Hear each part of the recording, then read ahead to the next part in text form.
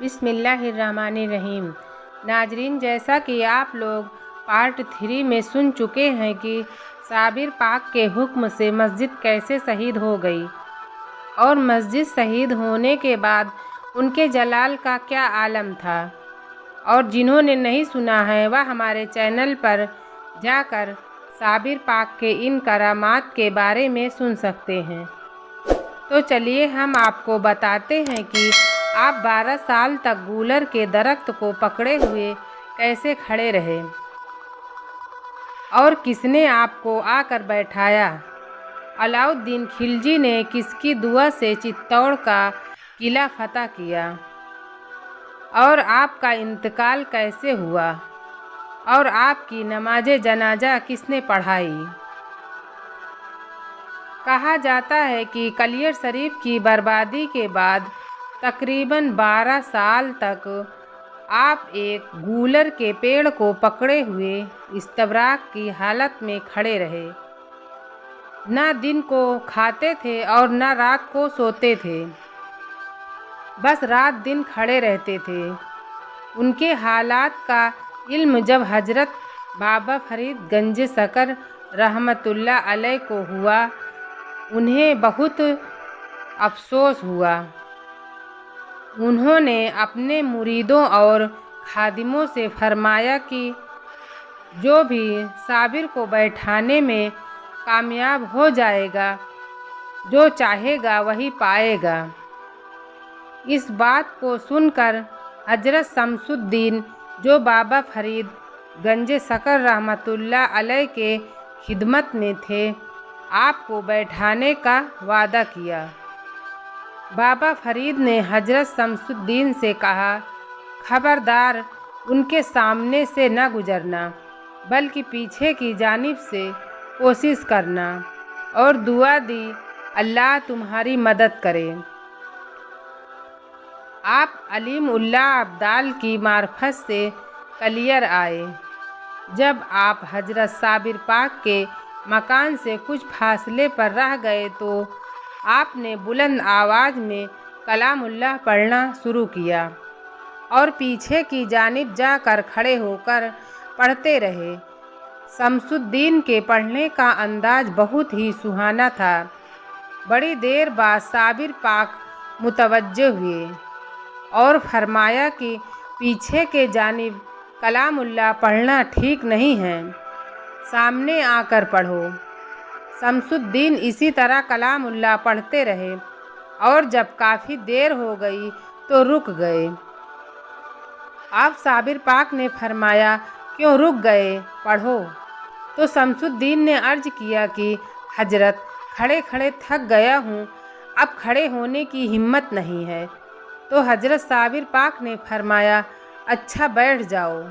इस पर शमसुद्दीन ने फिर अर्ज किया कि यह कैसे मुमकिन है, हुजूर खड़े रहें और गुलाम बैठ जाए। जब दोबारा आपने बैठने को कहा, फिर शमसुद्दीन ने वही जवाब अर्ज किया और कहा कि अगर हुजूर बैठ जाएं तो बंदा भी बैठ जाए। तो साबिर पाक ने बैठने का इरादा किया, लेकिन कैसे बैठते, हाथ पैर सल हो गए थे। हजरत शमसुद्दीन ने बहुत मुश्किल से सहारा देकर उसी गूलर के पेड़ से कमर लगाकर आपको बैठा दिया। जब साबिर पाक को होश आया तो आपने फरमाया, तुझको मेरे मुर्शिद ने भेजा है। इस पर शमसुद्दीन ने कहा, हाँ, जैसा कि आपको मालूम है, मेरा इरादा पाक पट्टन जाने का है। अगर हुजूर मुस्तकिल तौर पर इस गुलाम को अपनी खिदमत का शरफ अता फरमाए तो यहीं क़याम करूं। साबिर पाक ने हजरत शमसुद्दीन को बाकायदा तौर पर सिलसिले चिश्तिया में मुरीद किया और सिलसिले चिश्तिया के मुताबिक इस्मे आजम की तालीम दी और हरक़े खिलाफत आपको अता फरमाया।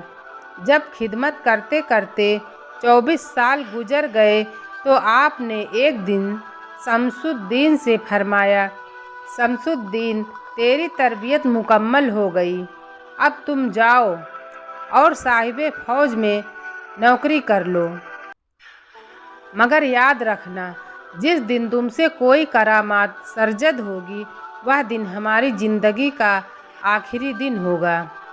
तू मेरा फर्जंद है, सिवाय तेरे बंदगाने खुदा में से मेरी तदफीन में कोई शामिल न होगा, और तुम फौरन आकर मुर्शिद की तदफीन करना।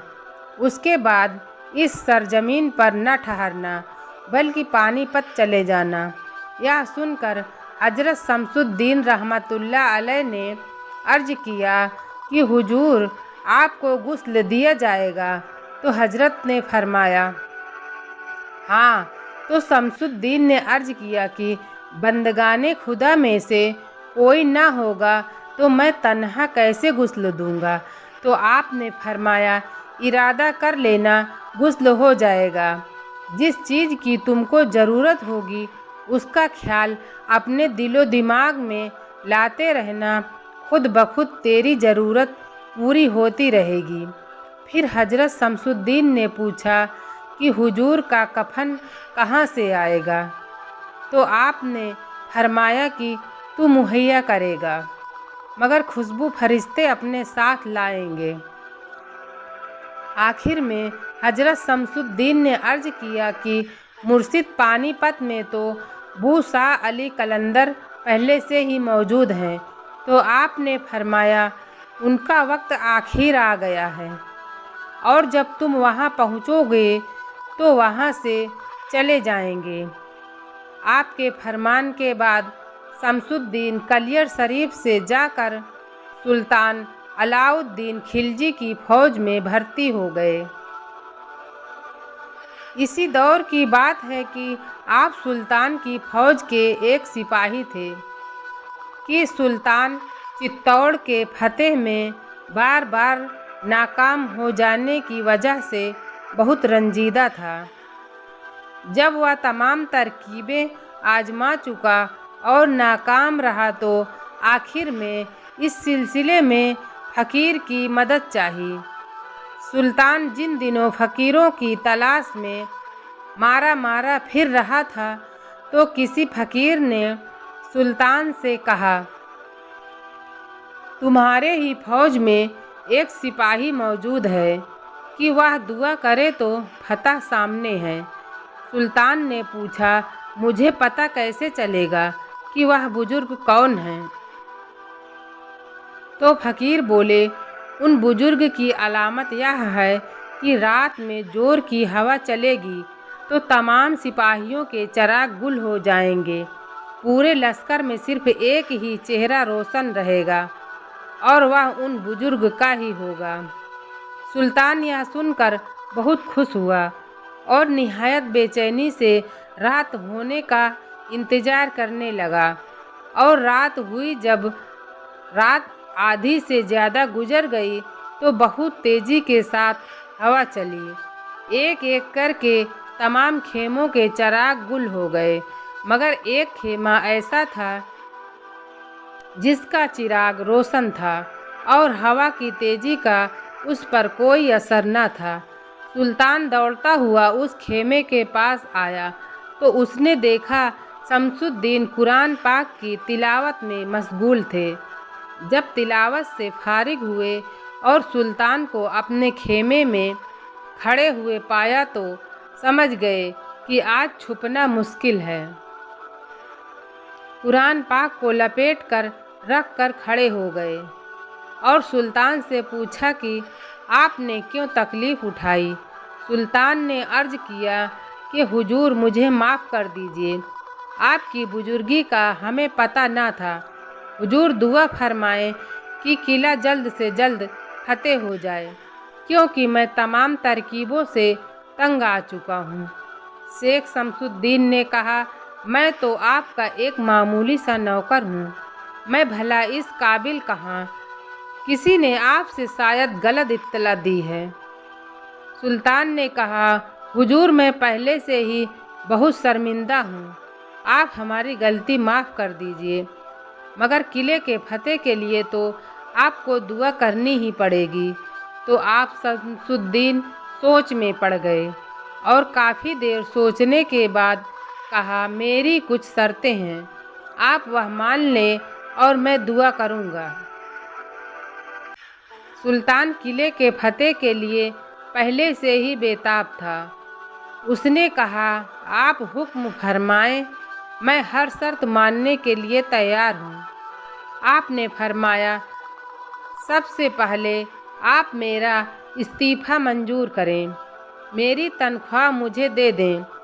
मैं यहाँ से रवाना होकर तकरीबन 3 कोस के पास जाकर दुआ करूँगा।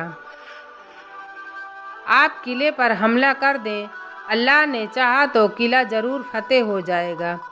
सुल्तान ने उसी वक्त उनकी तमाम बातें मान ली, इस्तीफ़ा मंजूर कर लिया और तनख्वाह दे दिया और बहुत एहतराम के साथ रुखसत किया।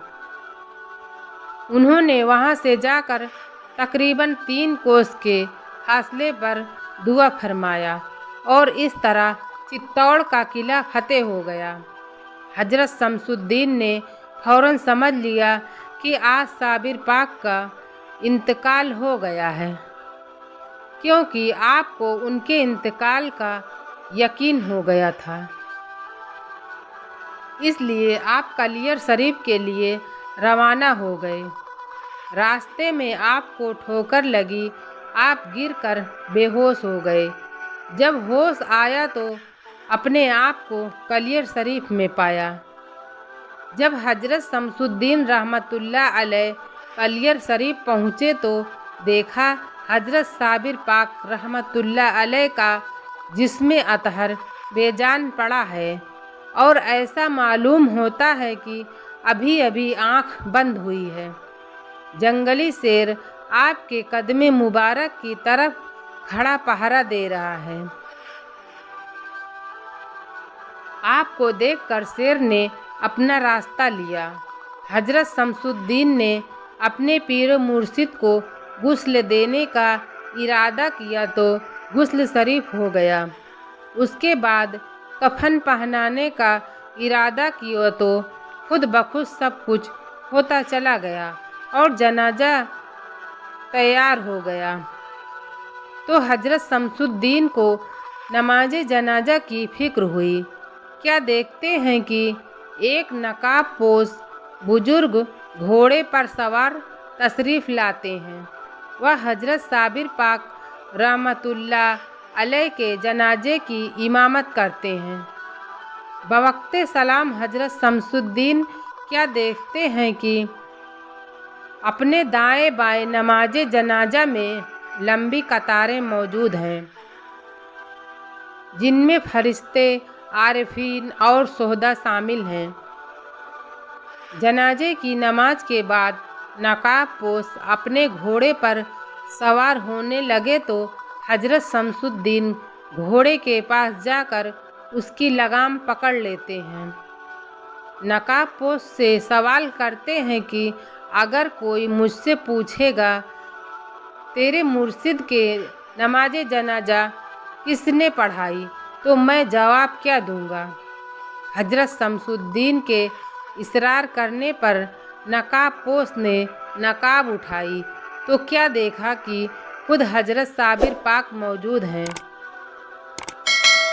इसके बाद हजरत पाक ने आप अपने जनाजे की तरफ इशारा करके फरमाया कि शमसुद्दीन, आज फना और बका का राज जान लो। वो फना है और अपनी तरफ इशारा करके कहा, ये बका है।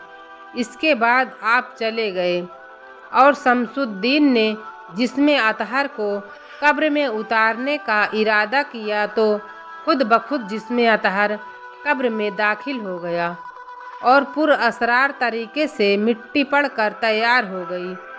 सैकड़ों बरस गुजर जाने के बावजूद आज भी ये हालत है कि जो शख्स मुसीबत के वक्त हजरत साबिर पाक को सच्चे दिल से याद करता है तो उसकी मदद फरमाते हैं। आमीन।